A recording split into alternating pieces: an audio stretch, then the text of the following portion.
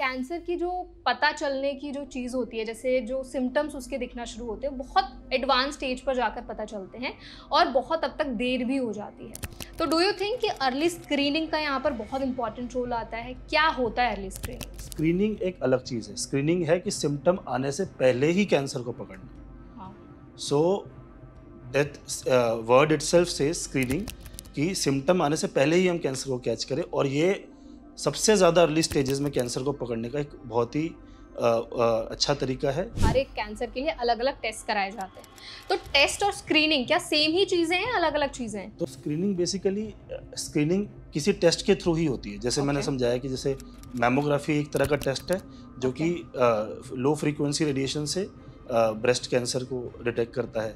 Similarly अगर हम blood test में बात करें तो पीएसए एक ब्लड टेस्ट है, और पैप स्मीयर भी एक तरह का टेस्ट है जो सर्विक्स एरिया से लिए जाते हैं। सर्विक्स से एक पैप स्मीयर लेते हैं। तो these are different different form of test, whether it is an imaging test और it is a smear test और it is a blood test.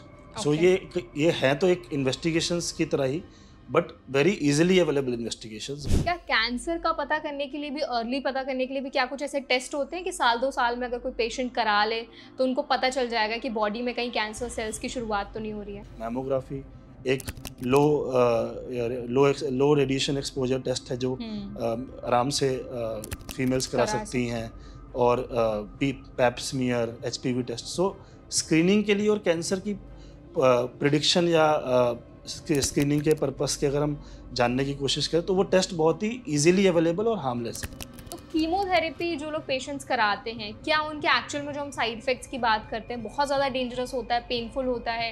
किस तरह से पूरा प्रोसीजर रहता है? क्योंकि पेशेंट्स को हमेशा लगता है उनको हॉस्पिटल के चक्कर काटने पड़ेंगे, तो इन सारी चीज़ों का क्या कुछ ऐसा समाधान भी है कुछ? कीमोथेरेपी वो दवाई है जो हम कैंसर सेल्स को मारने के लिए थ्रू आईवी रूट या थ्रू ओरल रूट या कुछ और रूट से हम पेशेंट को देते हैं, और वो कैंसर सेल्स को जाके मारती है। बट साइड इफेक्ट आते हैं क्योंकि ना कैंसर सेल्स के साथ कुछ नॉर्मल सेल्स को भी मारती है। तो अब रैपिडली डिवाइडिंग सेल्स बॉडी में जहाँ पे भी हैं, जहाँ जहाँ वहाँ मारेंगे वहाँ साइड इफेक्ट्स आएंगे। डे केयर क्या होता है और कैसे पेशेंट को हेल्प करता है? काफ़ी सारे केसेस में कीमोथेरेपी एक डे केयर प्रोसीजर की तरह ही होता है। अच्छा। जैसे कि 1 घंटे से लेके 5-6 घंटे तक का इन्फ्यूजन होता है काफ़ी बार।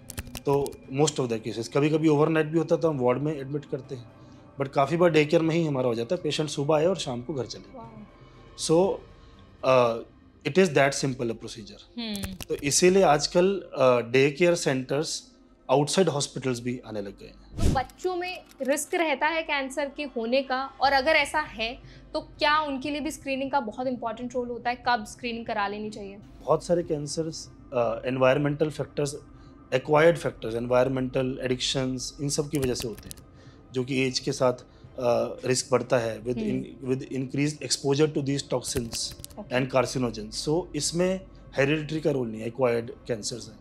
बट हेरिडिटरी कैंसर्स का रिस्क कब लगता है ज़्यादा है, जब यंग एज में फैमिली में किसी को कैंसर हो, या एक से ज़्यादा फैमिली मेम्बर्स के अंदर कैंसर पाया जाए, और एक ही इंसान के अंदर 2 तरह के कैंसर आ जाएं।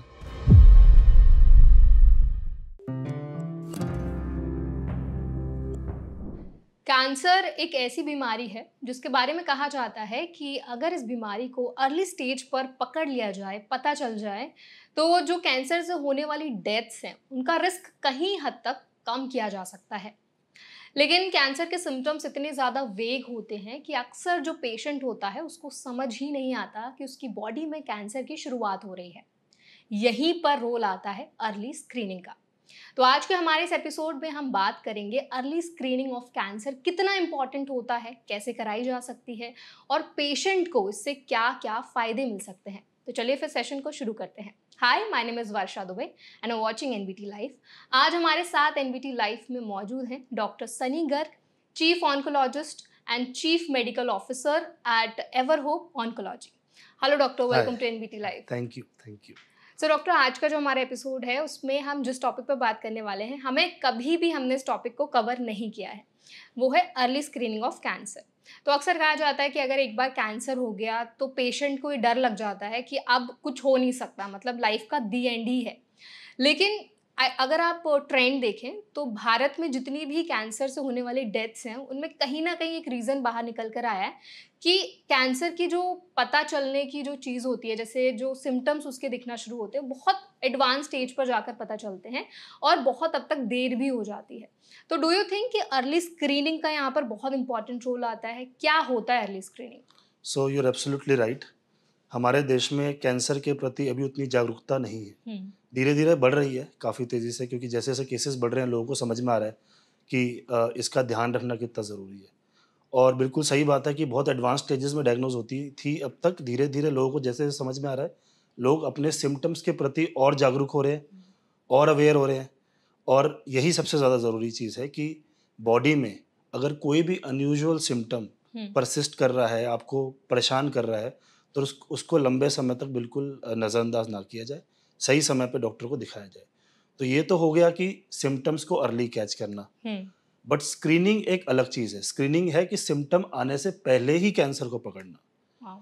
So that word itself says screening, कि सिम्पटम आने से पहले ही हम कैंसर को कैच करें, और ये सबसे ज़्यादा अर्ली स्टेजेस में कैंसर को पकड़ने का एक बहुत ही अच्छा तरीका है, और बहुत ही स्ट्रिक्ट क्लियर कट गाइडलाइंस हैं स्क्रीनिंग को लेके। हुँ, कुछ कैंसर्स में बहुत ही वेल फॉर्म्ड गाइडलाइंस अवेलेबल हैं, जैसे कि breast cancer, cervical cancer, prostate, colon and even lung cancer में भी कुछ हुँ। केसेस में। सो ये इससे देखा गया है कि स्क्रीनिंग से हम कैंसर्स को अगर बहुत ही अर्ली स्टेजेस में पकड़ लेते हैं, इतना जल्दी कि जब तक उसके बॉडी में सिम्टम्स आने शुरू भी नहीं होते। वाओ! सो डॉक्टर, जैसे अभी आपने एक्सप्लेन किया कि स्क्रीनिंग जो होती है वो हम सिम्पटम आने से पहले ही यस। कैंसर को पकड़ सकते हैं। तो एक्चुअल में थोड़ा एक्सप्लेन करिए कि स्क्रीनिंग कैसे कराई जाती है? अगर फॉर एग्ज़ाम्पल कोई पेशेंट है, कोई व्यक्ति है, उसको लग रहा है कि उसको स्क्रीनिंग करानी है, तो कौन जाकर स्क्रीनिंग करवा सकता है? क्या कुछ उसका भी कोई क्राइटेरिया होता है? तो बहुत ही रेलेवेंट क्वेश्चन है। स्क्रीनिंग डिपेंड करता है कि कौन से कैंसर के लिए करा रहे हैं, और डिपेंड करता है पेशेंट की एज क्या है, पेशेंट मेल है कि फीमेल हुँ, है, क्योंकि फीमेल्स के अंदर ब्रेस्ट कैंसर, सर्वाइकल कैंसर एक बहुत कॉमन कॉमन है। कैंसर्स हैं। हुँ, और सिमिलरली मेल्स के अंदर अगर हम बात करें, प्रोस्टेट कैंसर एंड कोलोन दोनों में हो सकता है, एंड ये सबसे कॉमन है जिनके अंदर स्क्रीनिंग का रोल है। तो पहली बात है एज। सबसे अगर मैं फॉर एग्जांपल ब्रेस्ट कैंसर की बात करूं, ठीक है। तो अगर कोई नॉर्मल रिस्क फीमेल है, नॉर्मल रिस्क फीमेल मतलब जिसको पहले कोई फैमिली हिस्ट्री नहीं है, प्रीवियस हिस्ट्री नहीं है, रेडिएशन एक्सपोजर की हुँ, हिस्ट्री है, नॉन जेनेटिक हिस्ट्री नहीं है फैमिली में कैंसर की, नॉर्मल रिस्क फीमेल को हम एडवाइस करते हैं 40 साल के ऊपर हर साल मैमोग्राफी टेस्ट, बहुत ही सिंपल टेस्ट है, वेरी लो रेडिएशन एक्सपोजर, हुँ, वो बिल्कुल कराना चाहिए। ओके।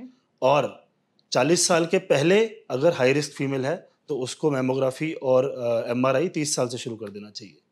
बट ये भी एडवाइजेबल है कि 20 साल से 40 साल की उम्र में भी 1 से लेके 3 साल के गैप पे, मतलब 1 साल से लेके 3 साल every 1 to 3 yearly hmm, female should get a clinical breast examination done by a doctor, okay. Because that also helps catching some cases of early stage breast cancers.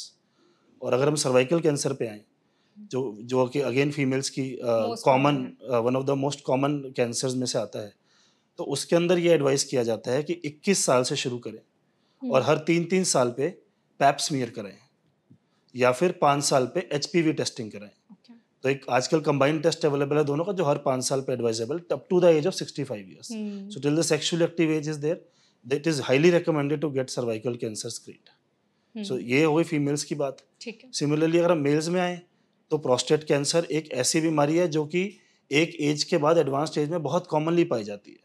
True. So it is advised कि 40 से 50 years से start करके हर साल हम PSA test और examination testing करें prostate के लिए। तो 40 टू 50 अगेन डिपेंड करता है कि अगर कोई नॉर्मल रिस्क है तो 50 के बाद, हुँ। और 40 से 50 के बीच में अगर कोई हाई रिस्क है प्रोस्टेट कैंसर के लिए, तो उसका कराएं। तो उसके बाद हर साल एटलीस्ट पीएसए टेस्टिंग एक बहुत इंपॉर्टेंट टेस्ट है जो कराना चाहिए, साथ में क्लिनिकल एग्जामिनेशन। सो डॉक्टर, आपने अभी स्क्रीनिंग को बहुत अच्छे से एक्सप्लेन किया है। मुझे आपसे एक और सवाल पूछना था। आपने ना बहुत सारे टेस्ट अभी मेंशन किए जी, हैं कि हर जी। एक कैंसर के लिए अलग-अलग टेस्ट कराए जाते हैं। तो टेस्ट और स्क्रीनिंग क्या सेम ही चीज़ें हैं, अलग-अलग चीज़ें हैं? तो स्क्रीनिंग बेसिकली स्क्रीनिंग किसी टेस्ट के थ्रू ही होती है। जैसे मैंने ओके, समझाया कि जैसे मैमोग्राफी एक तरह का टेस्ट है जो ओके। कि लो फ्रीक्वेंसी रेडिएशन से ब्रेस्ट कैंसर को डिटेक्ट करता है। सिमिलरली अगर हम ब्लड टेस्ट में बात करें, तो पीएसए एक ब्लड टेस्ट है, और पैप्समियर भी एक तरह का टेस्ट है जो सर्विक्स एरिया से लिए जाते हैं, सर्विक्स से एक पैप्समियर लेते हैं। तो these are different different form of test, whether it is an imaging test और it is a smear test और it is a blood test.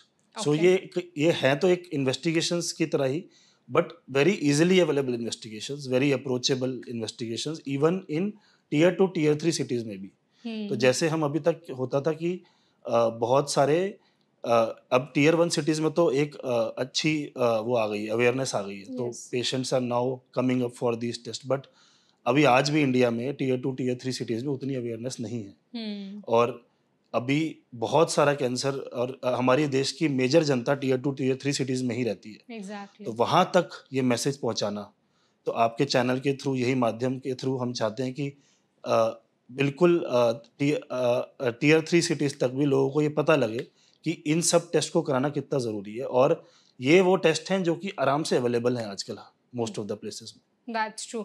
आपने ना डॉक्टर सिटीज़ की बात की, तो यहीं पे ना रूरल एरियाज़ की भी हम बात कर लेते हैं। आपको लगता है कि अर्बन एरियाज़ और रूरल एरियाज़ में बहुत ज़्यादा डिफरेंस है स्क्रीनिंग की अगर हम बात करें तो उसमें? बिल्कुल, जैसे मैंने अभी बताया कि स्क्रीनिंग एक एक अवेयरनेस, एक जब एक इंसान नॉर्मल लाइफ़स्टाइल में रह रहा है, उसका बाकी सब चीज़ें हुँ। ठीक है, तो उसके बाद वो चीज़ें इंसान सोचता है। तो अब टियर 1 सिटीज़ में इंसान थोड़ा जागरूक है, बातें होती हैं हुँ। इसके बारे में, स्क्रीनिंग कैंप्स के थ्रू पता चलता है और डिजिटली पता लगता है, तो लोग लोग समझ रहे हैं इस चीज़ को। बट कहीं न कहीं गाँव में जाके, छोटे शहरों में कहीं न कहीं अभी थोड़ी-सी अवेयरनेस की कमी कमी है, है। थोड़ा टैबू भी है। हुँ। थोड़ा टैबू भी है, थोड़ा-सा रिस्ट्रिक्शन भी है इन चीज़ों के बारे में बात करने में, खुल के बातें नहीं होती हैं।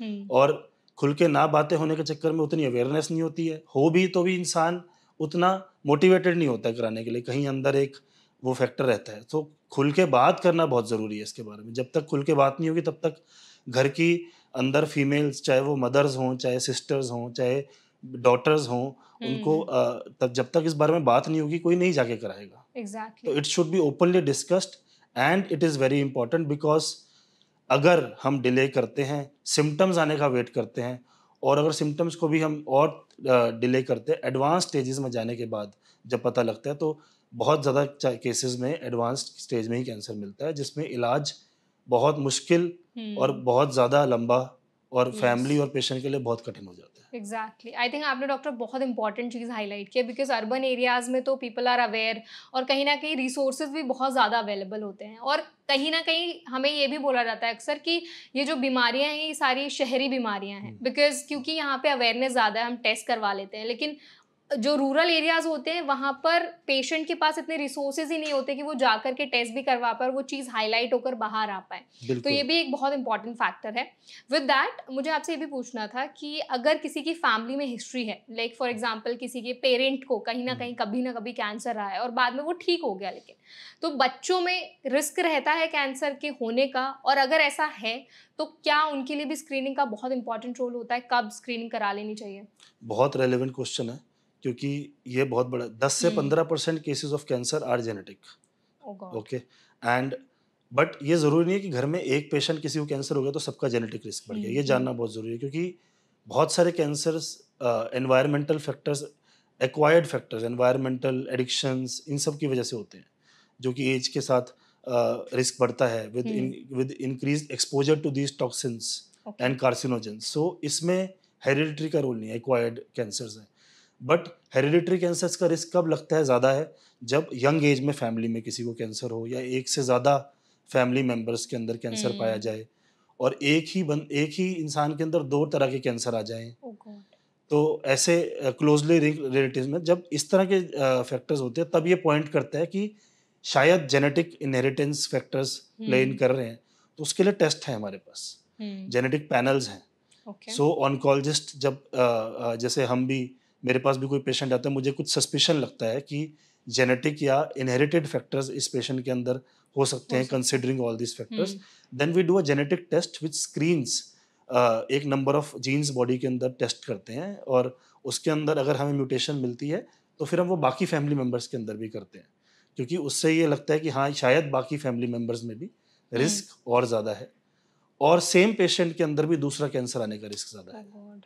सो डॉक्टर टेस्ट कब कराए जाते हैं, जब पेशेंट की बॉडी में कुछ प्रॉब्लम होना शुरू होती है या फिर अर्ली एज पे ही आप ये टेस्ट सजेस्ट कर सो देते अगर हैं? हम स्क्रीनिंग की बात करें और जैसे फैमिली हिस्ट्री है किसी की और स्ट्रॉन्ग फैमिली, जैसे मैंने बताया ब्रेस्ट कैंसर के लिए, ओके। अगर there is a strong family history या जेनेटिक म्यूटेशन है किसी के अंदर और या फिर previous history of radiation exposure है, कोई ऐसे फैक्टर जिस जो ब्रेस्ट कैंसर का रिस्क बढ़ा सकता है, तो उन केसेस में हम रेकमेंड करते हैं कि जो नॉर्मल 40 इयर्स ऑफ एज है ब्रेस्ट कैंसर स्क्रीनिंग की, वो हम 30 ईयर्स से स्टार्ट करें ओके। और 10 साल पहले से शुरू करें और उसमें मैमोग्राफी के साथ एमआरआई ब्रेस्ट भी करवाएं, so that even we do not lose on any small finding और ज़्यादा विजिलेंट रहें उस केसेस में। सो जेनेटिक रिस्क प्रूव होने पे हमें स्क्रीनिंग की गाइडलाइंस और स्ट्रिक्ट हो जाती है हमारी, क्योंकि उसमें रिस्क बढ़ जाता है। ओके। अभी तक डॉक्टर ने जितने भी कैंसर डिस्कस किए वो एक एज के बाद ज़्यादा उनका रिस्क रहता है, 30 के बाद, 40s के बाद, तो उनका रिस्क ज़्यादा रहता है। लेकिन अगर आजकल आप देखो तो बच्चों में भी कैंसर्स जी। बहुत ज़्यादा डिटेक्ट हो रहे हैं। तो उनके क्या मेजर ऐसे फैक्टर्स होते हैं, क्या ऐसे सिचुएशंस क्रिएट हो जाते हैं कि बच्चों में भी कैंसर बनने लग गए हैं?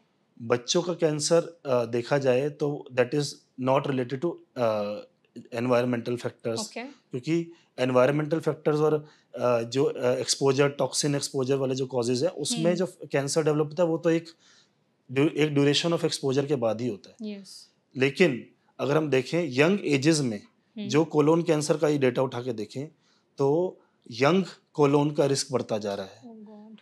यंग एजेस में, और जो एज एक 50-60 साल होती थी वो 30-40 साल और या उससे भी कम पे हमें पेशेंट्स देखने को मिल रहे हैं। सो ओवरऑल अगर हम बात करें तो जो एक पर्टिकुलर एज ऑफ कैंसर था वो धीरे धीरे यंग में भी शिफ्ट हो रहा है, बट बच्चों के जो कैंसर होते हैं वो बिल्कुल अलग उनकी पैथोफिजियोलॉजी है, उनका एक अलग ही तरीका डेवलप होने का, वो एनवायरमेंटल फैक्टर से रिलेटेड नहीं है। जेनेटिक फैक्टर्स बहुत बड़ा रोल प्ले करते हैं ठीक है। और म्यूटेशंस इन सम वे और the other in the kids, but they are not, बच्चों के कैंसर्स का एनवायरमेंटल फैक्टर से कोई लेना देना नहीं है। Okay, perfect. सो डॉक्टर, जैसे फॉर एग्जांपल हमारी बॉडी में अगर किसी चीज़ की कमी होती है, कोई भी डेफिशिएंसी हो जाती है, तो हम कुछ पर्टिकुलर टेस्ट करा लेते हैं कि ठीक है, विटामिन B12 की कमी है तो हमने कुछ टेस्ट करा लिया, अगर डी की कमी है तो टेस्ट करा लिए। क्या कैंसर का पता करने के लिए भी, अर्ली पता करने के लिए भी क्या कुछ ऐसे टेस्ट होते हैं कि साल 2 साल में अगर कोई पेशेंट करा ले तो उनको पता चल जाएगा कि बॉडी में कहीं कैंसर सेल्स की शुरुआत तो नहीं हो रही है? देखिए टेस्ट हैं बिल्कुल, जैसे कि अब नॉर्मल हम ब्लड टेस्ट की ही बात करें, CBC, kidney function test, liver function test, इसी से ही एक जनरल हेल्थ का आइडिया लग जाता है। ओके। सो कैंसर की बात ना करके अगर हम देखें जनरल हेल्थ की बात करें, तो अगर किसी के शरीर में कैंसर है तो हो सकता है कि इनमें से कोई टेस्ट भी किडनी फंक्शन, लिवर फंक्शन या हीमोग्लोबिन या प्लेटलेट या ब्लड काउंट्स को डिरेंज करना शुरू कर दे। तो एग्जैक्टली। ये तो अपने आप में एक ऐसा प्रोफाइल है ब्लड टेस्ट का जो एक स्टैंडर्ड है, जो कि रेगुलरली कराते रहना चाहिए। प्लस कुछ ब्लड टेस्ट हैं जिनको हम ट्यूमर मार्कर्स बोलते हैं। ट्यूमर मार्कर्स वो टेस्ट हैं जो किसी पर्टिकुलर ट्यूमर्स में इंक्रीज होते हैं। अगर मैं आपको एग्जांपल दूं, जैसे ओवेरियन कैंसर में CA-125 है, कोलोन और रेक्टल कैंसर में CEA है, CA-19.9 है हेपेटोबिलियरी ट्यूमर्स के लिए। ऐसे बहुत सारे ट्यूमर मार्कर्स अवेलेबल हैं। PSA जैसे मैंने बात की प्रोस्टेट कैंसर के लिए। सो इस तरह से ट्यूमर मार्कर्स अवेलेबल है जो कि बहुत इजीली है, एक ब्लड सैंपल ही उस पर सारे हमारे CBC की FT के साथ साथ ट्यूमर मार्कर्स टेस्ट हो गए। तो at least it's a very non invasive and a simple investigation जो हम रेगुलरली अपने स्क्रीनिंग के पार्ट में करा सकते हैं टू बी एक्स्ट्रा विजिलेंट। ये हमारे ब्लड टेस्ट हो गए। बाकी जैसे मैंने बात की मैमोग्राफी एक लो रेडिएशन एक्सपोजर टेस्ट है जो आराम से फीमेल्स करा सकती हैं, और पैप स्मीयर, HPV टेस्ट। सो स्क्रीनिंग के लिए और कैंसर की प्रिडिक्शन या स्क्रीनिंग के पर्पस के अगर हम जानने की कोशिश करें तो वो टेस्ट बहुत ही इजीली अवेलेबल और हार्मलेस है। ओके। और ये हमें रेगुलर टाइम टू टाइम कराते रहना चाहिए। रेगुलर मतलब कितने टाइम के ब्रेक के बाद कराते रहना ऐसे चाहिए? कोई क्लियर कट गाइडलाइंस ऐसे स्क्रीनिंग के लिए तो हैं, जैसे मैंने बात करी स्क्रीनिंग की, बट ये नॉर्मल हेल्थ चेकअप की कोई ऐसा क्लियर कट गाइडलाइंस नहीं है। बट एक नॉर्मल इंडिविजुअल जो हेल्दी इंडिविजुअल है उनको एटलीस्ट अब साल भर में एक बार करा लिया, मतलब there is no strict guidelines, but साल में एक बार अपना एक टेस्ट कराने से एक वो रहता है, पता चल जाता है कि बॉडी सही चल रही है कि नहीं। और इसके साथ साथ आपको और भी बॉडी में कोई और फैक्टर्स हैं वो भी पता लग जाते हैं। Exactly. जैसे कि ब्लड काउंट कम होना, एनीमिया है, या कोई और बहुत सारी चीज़ें जो कि कैच हो जाती हैं। तो एक simple cardiology test, cardiac test करवाने से हार्ट का पता लग जाता है। तो एक नॉर्मल हेल्थ चेकअप की तरह तो कराते रहने चाहिए सब टेस्ट। परफेक्ट। सो डॉक्टर, जितने भी हमने कैंसर डिस्कस किए उनके आई थिंक जितने भी सिम्टम्स होते हैं वो अलग अलग तरीके से बॉडी में अपेयर होना शुरू हो जाते हैं, एंड मोस्टली हमने शुरुआत में भी बात की वो एडवांस स्टेज पर ज़्यादा सीवियर होते हैं और हमें थोड़ा दिक्कत तभी देना शुरू करते हैं। अगर किसी पेशेंट को कुछ ऐसा लग रहा है बॉडी में कि अनयूजुअल चीज़ें हमें दिख रही हैं, तो उनके पहले क्या स्टेप्स होने चाहिए, किस तरह की उनकी गाइडलाइंस उनको फॉलो करनी चाहिए? देखिए, एडवांस में तो एडवांस स्टेज होती है जब अंदर किसी कैंसर की जब सिम्टम आने शुरू होते हैं, तब तो एक टाइम के बाद तो सभी लोग चले ही जाते हैं डॉक्टर के पास। और प्रॉब्लम ये है कि ज़्यादातर जब सिम्टम्स इतने बढ़ चुके होते हैं कि सिम्टम्स की वजह से डॉक्टर के पास जा रहे हैं, तो 70% चांस है कि कैंसर एक एडवांस स्टेज में पकड़ा जा रहा है, क्योंकि वो इतना बढ़ चुका है कि सिम्टम्स कॉज कर रहा है। अच्छा। जैसे कि फूड पाइप के कैंसर में जब सिम्टम्स की बात करें हेड टू टो, कि जैसे अगर हम हेड एंड नेक कैंसर्स की बात करें, मुंह में कोई छाला है जो भर नहीं रहा है, घाव है जो भर नहीं रहा है और धीरे धीरे बढ़ रहा है, गले में कोई गांठ है जो बढ़ रही है साइज में, बलगम में खून आ रहा कि लंग्स में कुछ कैंसर का संकेत हो सकता है, उल्टी में खून आना, upper GI tract, food pipe, stomach का कोई कैंसर का संकेत हो सकता है, स्टूल्स में ब्लड आना, लोअर जीआई ट्रैक्ट का कैंसर हो सकता है, काले ब्लैक और red colour stools, abdominal distension, भूख ना लगना, जल्दी से पेट भर जाना, कॉन्स्टिपेशन रहना बहुत समय तक। तो ये सारे फैक्टर्स हैं जो हम इग्नोर कर देते हैं काफ़ी बार, बट जब एडवांस होता है तब हम उसको पकड़ते हैं। तो एडवांस स्टेजेस में तो सब लोग डॉक्टर के पास चले जाते हैं, बट जैसे कि अब कुछ मिनिमल सिम्टम्स है जो संकेत दे सकते हैं, जैसे कि किसी को सर दर्द बना हुआ है बहुत लंबे समय से और वो उसको लग रहा है कि वैसे ही हेडेक चले जा रहा है, थोड़ा बढ़ रहा है धीरे धीरे, तो जब बहुत ज़्यादा हो गया तब वो जाके उन्होंने टेस्ट कराया तो पता चला ब्रेन ट्यूमर कुछ प्रेजेंट है ब्रेन के अंदर। तो सिमिलरली किसी को कॉन्स्टिपेशन है, सिंपल कॉन्स्टिपेशन जो हमारे देश में बहुत लोगों को वैसी रहती है, बट वो इतने लंबे समय तक चले जा रही है, कॉन्स्टिपेशन परसिस्ट कर रही है, डिटोरेट करती जा रही है, तो जब बहुत ज़्यादा बढ़ गई तब हम गए। तो हम एक नॉर्मल अपना वर्कअप करा लें, क्या पता जीआई का कोई ट्यूमर की वजह से हो रहा हो। तो ये जनरल एक वेट लॉस की बात कर लें, बॉडी वेट लॉस हो रहा है किसी का, unexplained weight loss, there is no reason for that, and हम सोच रहे हैं चलो नजरअंदाज करते जा रहे हैं, but that can point to some form of cancer. So बात सबसे बड़ी ये है कि सिम्टम्स को इतना ना बढ़ने दें कि वो एक समय के बाद कैंसर इतना एडवांस हो जाए, क्योंकि जब एडवांस स्टेजेस में पकड़ते हैं तब हो सकता है कि क्योर हो ही ना पाए, फैल चुका हो, और अगर आसपास भी फैला है तो बहुत मुश्किल से उसके मल्टीपल मोडेलिटीज यूज करने पड़े ट्रीटमेंट के लिए।